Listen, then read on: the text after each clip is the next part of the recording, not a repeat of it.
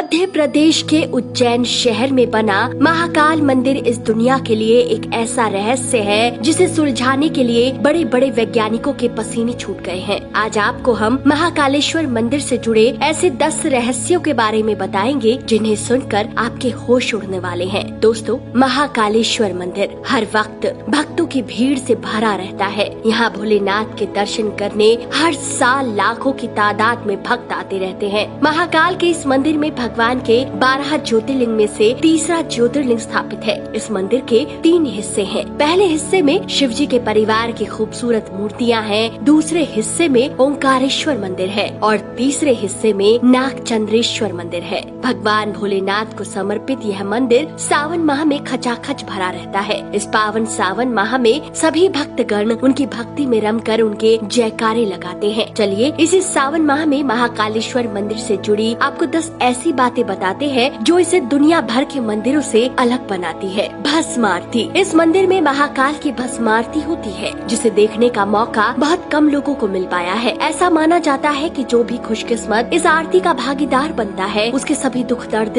दूर होने लगते हैं। यहाँ रोज सुबह भस्म आरती होती है जिसके बाद महाकाल का अद्भुत और अनोखा श्रृंगार किया जाता है। ये दुनिया का इकलौता ऐसा मंदिर है जहाँ ऐसी आरती होती है। यहाँ भस्म आरती इसलिए होती है क्योंकि पौराणिक कथाओं के अनुसार जब शिव जी ने राक्षस दूषण का वध किया था तो उसकी राख से स्वयं का श्रृंगार किया था और महादेव भक्तों की प्रार्थना सुनकर हमेशा के लिए वहीं बस गए। तब से महाकाल की आरती भस्म से होती है। माना जाता है कि उन्हें ऐसे जगाया जाता है। भगवान को पिलाई जाती मदिरा। क्या आप जानते हैं महाकालेश्वर मंदिर के गर्भगृह में भैरव बाबा की गुफा है। यहाँ भैरव बाबा को प्रसाद की जगह मदिरा अर्पित की जाती है। भारत के किसी भी मंदिर में मदिरा ले जाना प्रतिबंधित होता है, लेकिन ये एक ऐसा इकलौता मंदिर है जहाँ मदिरा ले जाई जाती है और भैरव बाबा को अर्पित की जाती है। खास नियम बता दे, इस मंदिर के कुछ खास नियम भी है। नियमानुसार इस मंदिर की भस्म आरती में महिलाएं शामिल नहीं हो सकती हैं। अगर वो इस आरती का भाग बनना चाहती है तो उन्हें घूंघट लेना पड़ता है। भस्म आरती से पहले ज्योतिर्लिंग का जलाभिषेक किया जाता है। दर्शन के लिए किसी भी तरह के कपड़े पहने जा सकते हैं, लेकिन भस्म आरती में शामिल होने के लिए कपड़ों को लेकर कुछ विशेष नियम है। इस आरती में शामिल होने के लिए पुरुष बिना सिला कपड़ा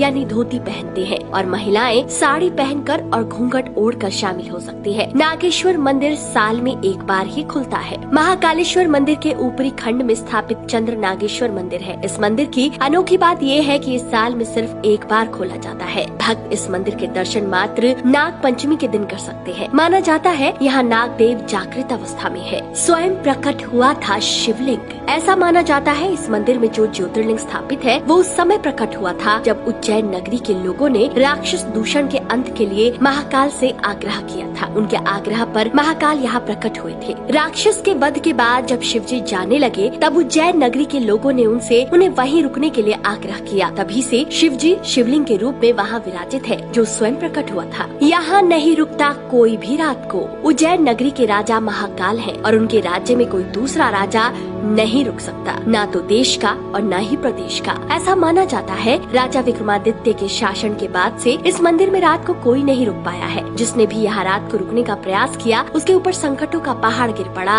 या मारा गया। इतना ही, आज भी कोई प्रधानमंत्री, राजमंत्री, मुख्यमंत्री यहाँ पर रात को रुकने का दुस्साहस नहीं करता है। चिता की ताजी भस्म से होती थी आरती। कहते हैं कि पहले यहाँ पर की जाने वाली भस्म आरती में चिता की ताजी भस्म का इस्तेमाल किया जाता था। सालों पहले यहाँ रोज एक ताजी चिता की भस्म से पूजा होती थी। एक बार उज्जैन में उनकी भस्म आरती के लिए कोई शव नहीं मिला तब पुजारी ने अपने पुत्र को मारा और उसके चिता की भस्म से उनकी आरती की। पुजारी की इस भक्ति से शिव जी प्रसन्न हुए और उन्होंने पुजारी के पुत्र को जीवन दान दिया। जीवन दान देते हुए शिव जी ने पुजारी से कहा था, आज से मेरी आरती कंडों की राख से होगी और ये कंडे कपिला गाय के गोबर से बने होंगे। दक्षिण मुखी शिवलिंग। भारत और दुनिया भर में जितने भी शिवलिंग स्थापित है उनकी जलाधारी उत्तर दिशा में है, लेकिन उज्जैन का महाकालेश्वर एकमात्र ऐसा ज्योतिर्लिंग है जिसकी जलधारी की दिशा उत्तर की ओर न होकर दक्षिण की ओर होती है। इसी कारण इस ज्योतिर्लिंग को दक्षिण मुखी महाकाल भी कहते हैं। असली शिवलिंग की जगह रखा गया